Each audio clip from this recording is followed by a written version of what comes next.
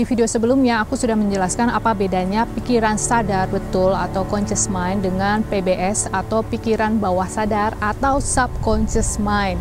Intinya kalau conscious mind atau sadar betul itu seperti orang tua yang bersifat atau bertindak untuk memfilter atau gatekeeper segala informasi yang masuk. Dia juga memiliki kemampuan untuk mengarahkan menuju ke suatu tempat, ke suatu arah, becoming kayak sopir kayak gitu. Cuma dia tidak punya tenaga. Nah, yang memiliki tenaga atau kemampuan menjadikan segala sesuatunya menjadi hal tersebut itu adalah pikiran bawah sadar. Sayangnya pikiran bawah sadar ini tidak memiliki sifat-sifat seperti orang tua itu ya. Dia seperti anak-anak, tidak ngejudge, tidak tahu mana yang baik, mana yang benar. Pokoknya dia ngerekam aja kayak kamera, semua informasi dimasukkan. Tapi kalau dia selalu mendapatkan informasi yang sama secara berulang, diulang, dia akan menerima pesan itu sebagai, oh ini yang penting, ini prioritas, ini yang harus aku lakukan. Cara yang pertama itu menggunakan positive reinforcement atau menguatkan kepercayaan kita terhadap goal kita. Nah, aku akan kasih contoh, waktu aku masih bekerja sebagai sales zaman dulu, biasanya kalau ada teman kita yang deal atau closing deal, itu akan selalu dirayakan bersama klien mereka dengan membuka botol champagne. Cuma champagne-nya itu tidak ada alkoholnya, jadi mereka bunyinya sama kayak champagne beneran, rasanya juga mirip-mirip, cuma nggak ada alkoholnya. Nah, biasanya mereka cuma minumnya dikit aja, cuma sekedar untuk toast, merayakan between them ya, antara mereka sama kliennya itu. Habis itu nanti akan dibawa ke pantry atau ke belakang ya sama housekeepingnya. Nah, biasanya aku ngikutin tuh sama housekeepingnya, terus aku minta dong satu gelas dikit aja. Nah, ketika dia pouring atau menuangkan ke gelasku, terus aku ya itu act as if ya istilahnya. Kalau zaman sekarang dibilangnya gitu ya, segala sesuatunya kan harus rasanya kan. Jadi kalau aku bisa tahu rasa champagne-nya seperti apa, gelasnya itu, jadi visualisasinya itu lebih mantap istilahnya kayak gitu. Nah, aku selalu mengelilingi diriku dengan hal-hal tersebut kan menuju ke arah goalku kan. Aku pede. Goalku itu ya aku pengen punya deal, ya kan? Nah, yang kedua itu adalah mengucapkan kesuksesan kita sebagai present fact atau fakta saat ini sudah terjadi, bukan sebagai sesuatu yang akan terjadi. Misalnya, kalau setiap pagi aku datang ke kantor, aku tuh selalu ngeliat ke harga-harganya itu ya, barang dagangan yang aku tawarkan. Jadi misalnya ada diamond, ada ruby, ada apalah namanya silver, platinum, kayak gitu kan. Nah, terus aku selalu bilang, hari ini aku deal diamond. Diamond itu yang paling mahal, biasanya harganya sekitar 3M. Pokoknya aku nanti dapat komisi sekitar paling kecil itu 2%. So anyway, aku selalu mengatakan ke diriku sendiri setiap pagi di depan papan itu, di mana harga-harganya terpampang di sana, harga platinum sekian, diamond sekian, gold sekian, paket-paketnya ya. Terima kasih ya Tuhan, aku deal diamond. Wow, aku deal, I make a deal, yeah. Pokoknya kayak gitu, kayak orang gila ya. Itu ritualku setiap pagi. Yang berikutnya adalah menciptakan vision board atau bisa juga buku buku fisik kayak gitu, atau bisa juga di HP, terserah. Nah, yang digarisbawahi di sini itu adalah kita harus merasakan ya, harus ada rasanya. Jadi misalnya teman-teman pengen punya mobil, ya harus ada getaran-getarannya, memang benar-benar kepengin itu, memang ada rasanya, bisa merasakan kayak apa nikmatnya berada di mobil itu. Pokoknya intinya rasanya lah, yang menggarisbawahi itu rasanya. Kalau misalnya kita nempel-nempelin karena ikut-ikutan seseorang yang mungkin di luar sana memamerkan, oh ini loh vision boardku seperti ini, terus kita ikut-ikutan aja, terus foto-foto yang kita ambil atau gambar-gambar yang kita ambil, kita nggak ada feeling sama sekali, nggak ada, biasa aja, cuma ngikut-ngikut aja atau biar kelihatan cakep-cakep aja, nggak bakal kejadian. Oke? Nah, itu dia. Jadi kita harus menggunakan feeling. Yang berikutnya itu adalah mengidentifikasikan resisten atau perlawanan. Resisten itu kan ngelawan ya, menolak ya, yang kita miliki terhadap goal kita tersebut. Dan aku yakin semua orang pasti memiliki hal ini. Aku banyak sekali DM dari teman-teman yang bilang, aku pengen punya uang misalnya 100 miliar.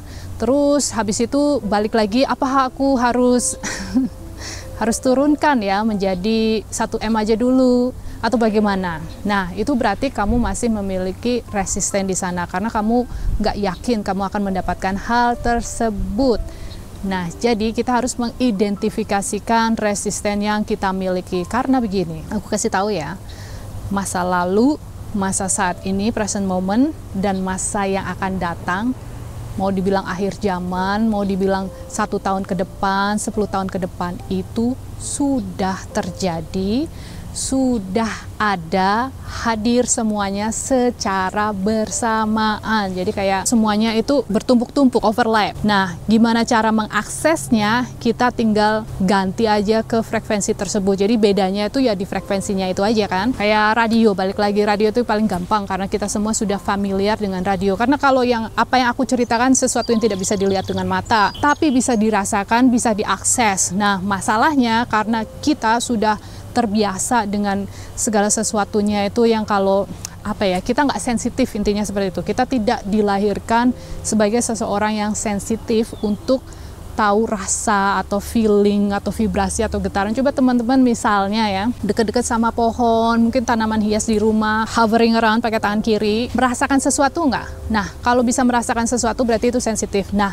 hal itu ada di sekitar kita termasuk masa depan yang kita inginkan. Jadi misalnya, maksudku ngomong kayak gini itu adalah aku versi atau orang itu yang curhat sama aku, DM aku, kamu versi 100 miliarmu itu ada, sudah terjadi, sudah ada saat ini. Tinggal kamu tune in aja ke frekuensi itu, nanti dia akan proses ya. Prosesnya ke dirimu itu kan namanya the buffer of time. Kamu tinggal menunggu aja prosesnya itu, buffer of time itu biasanya nggak lama sebenarnya. Sebenarnya nggak lama guys.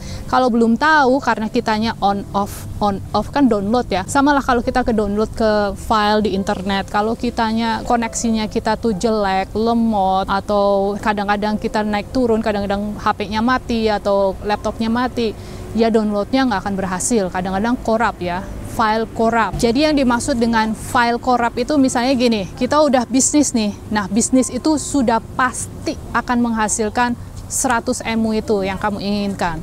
Dan itu waktunya mungkin dari sejak saat ini ke bisnis itu cuma 3 bulan aja misalnya, terus habis itu ceknya turun. Tapi karena dalam hal itu koneksimu tidak baik, kamu naik turun, kadang online, kadang nggak online, atau mungkin kadang-kadang kamu dapat sinyalnya full, kadang-kadang nggak dapat sinyal, tiba-tiba korup filenya karena nggak lancar kan. Nah, apa yang terjadi? Ya nggak jadi deal, atau dealnya itu berujung dengan rugi, atau ada aja pokoknya masalahnya. Nah, hal seperti itu. Tapi bukan berarti nggak mau lagi, nggak pengen 100M lagi. Karena kalau misalnya kita udah ngerti nih teorinya kan begini, oh berarti aku udah ada tuh versiku yang 100M, ya udah aku tinggal berusaha lagi untuk kali ini aku tidak akan naik turun. Yang dimaksud dengan sinyal itu ya, kalau untuk koneksi internet itu adalah sinyalmu. Sinyalmu itu apa? Perasaanmu kan. Nah, perasaanmu itu apa? High vibe kan. Nah, bisa nggak kamu dalam waktu setiap harinya itu berada di high vibe at least 15 jam misalnya, at least ya 15 jam. Tapi kalau misalnya kamu cuma high vibe-nya itu menjelang tidur aja 1 jam sebelum tidur, ya lama. Nah, intinya seperti itu sama aja kamu online-nya cuma 1 jam aja kan dalam 1 hari. Nah, semakin kita lebih sering berada di high vibe setiap harinya, itu berarti kamu online lagi berusaha untuk download, akhirnya 100M jadi. Nah, jadi balik lagi ke yang cerita 100M itu, kalau kita merasa bahwa kita harus diturunkan dulu goal kita, itu artinya kamu punya resisten di sana. Itu artinya kamu merasa tidak layak. Itu artinya perasaan ketidaklayakanmu itu kan yang melandasi adalah perasaan fear atau takut atau worthiness. Sama ya, kedua rasa itu akan menghasilkan yang sama juga, yaitu yang nggak akan dapet atau sesuatu yang mengecewakan buat dirimu.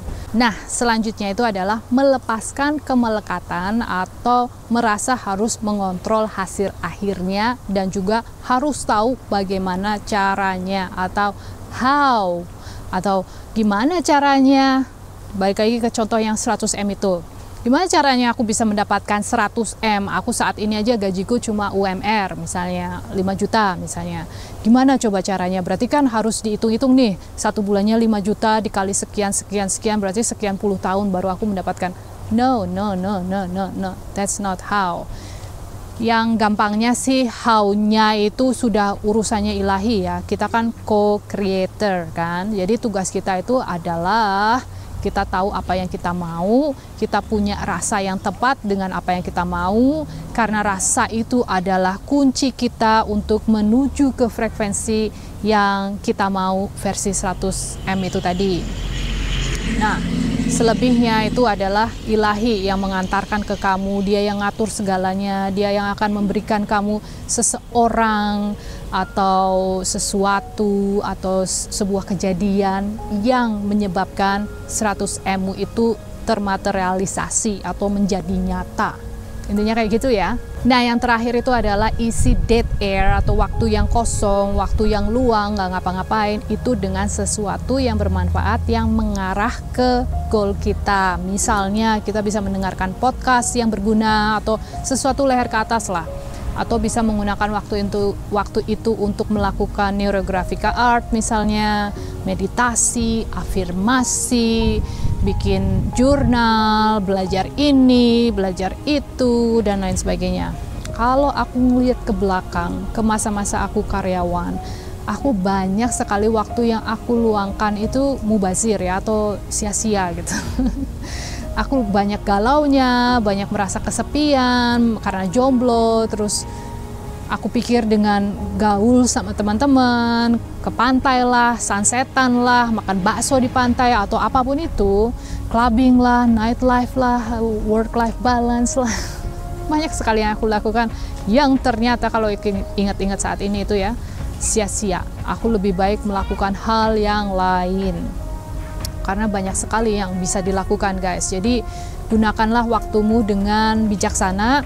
Semakin kamu cepat ya, atau repetition, atau diulang terus, afirmasi aja, diulang terus, nanti lama-lama apa yang kamu inginkan akan terjadi. Karena bawah sadarmu itu akan berpikir, oh ini pasti penting sekali nih buat orang ini, ya udah deh. Dia itu modelnya gini loh, bawah sadar itu dia itu nggak mau istilahnya kecele gitu.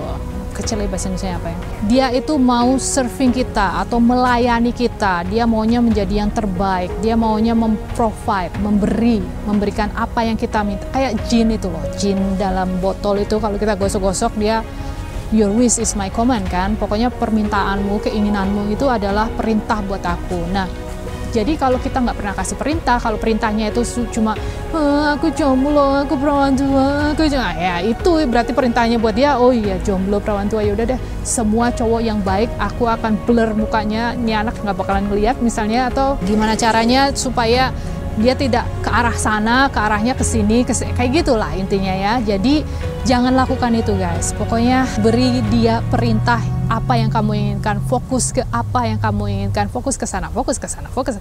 Karena kalau aku tahu apa yang aku tahu saat ini, zaman dulu, aku saat ini mungkin udah jadi bilioner ya. So anyway guys, seperti biasa, thank you, I love you, and bye for now.